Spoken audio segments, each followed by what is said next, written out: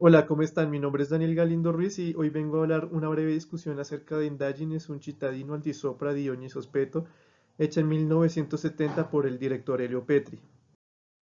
Esta película trata sobre un policía de muy buena reputación que asesina a su amante y al comienzo se esfuerza por ocultar sus pistas,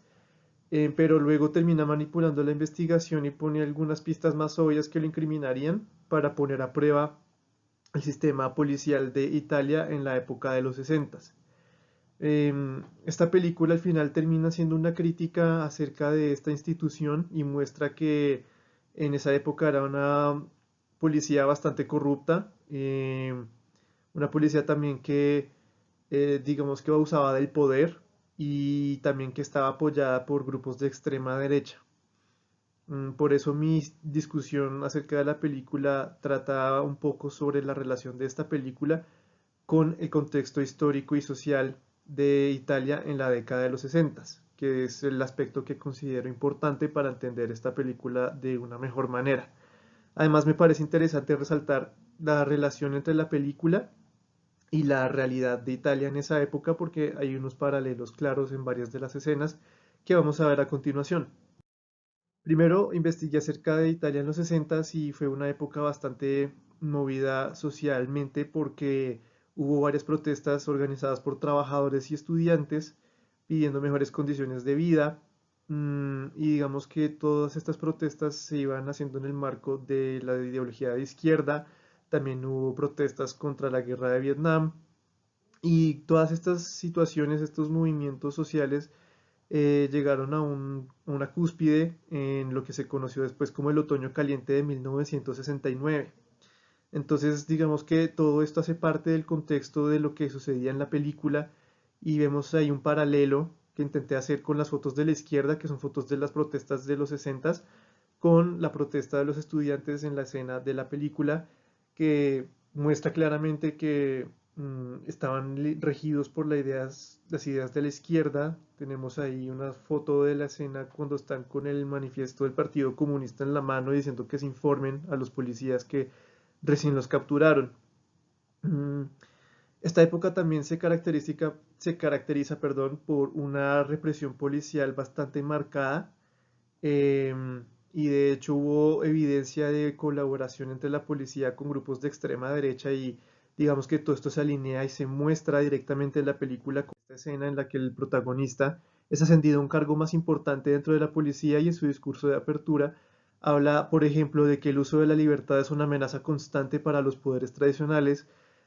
habla de represión y civilización y todo esto es un ideal típico de la extrema derecha.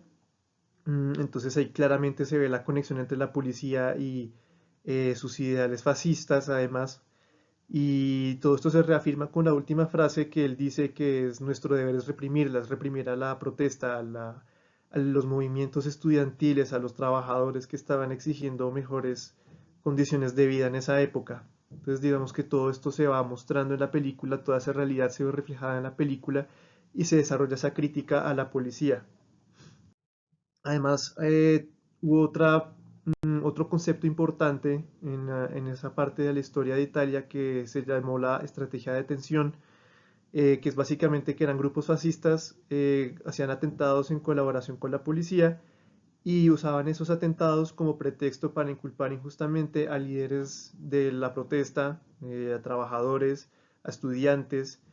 A la derecha, en esta diapositiva, tenemos, por ejemplo, una foto de lo que fue el atentado a la estación de tren en Bolonia,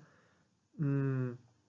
que luego se demostró que fue un atentado hecho entre la policía y un grupo de extrema derecha de Italia, y ahí murió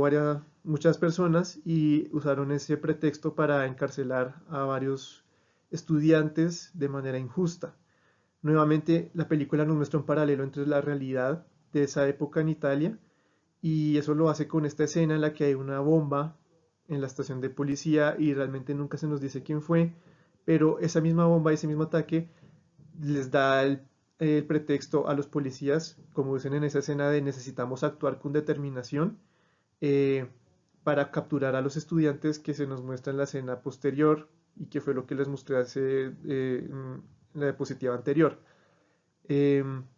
digamos que todo esto entonces sigue haciendo la crítica a la policía corrupta y que abusa del poder. Y al final,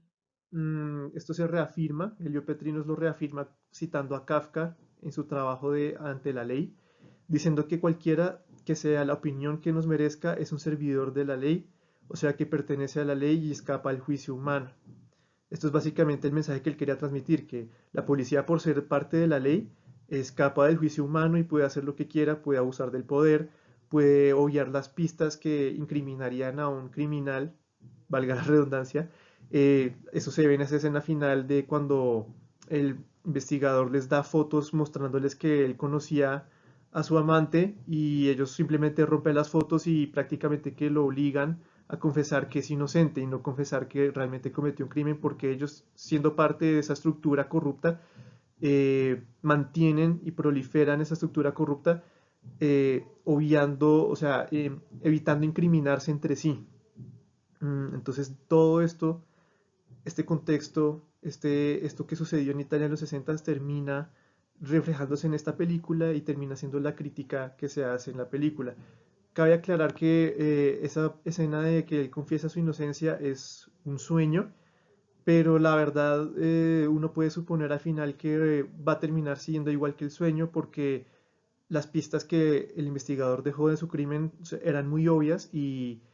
nunca se sospechó de él directamente ni alguien buscó incriminarlo directamente. Eso ha sido todo y aquí dejo mis referencias, la película, una fuente online que es un archivo histórico y la enciclopedia británica de la que también saqué buena parte del contexto de Italia en los 60. Con eso me despido. Hasta pronto.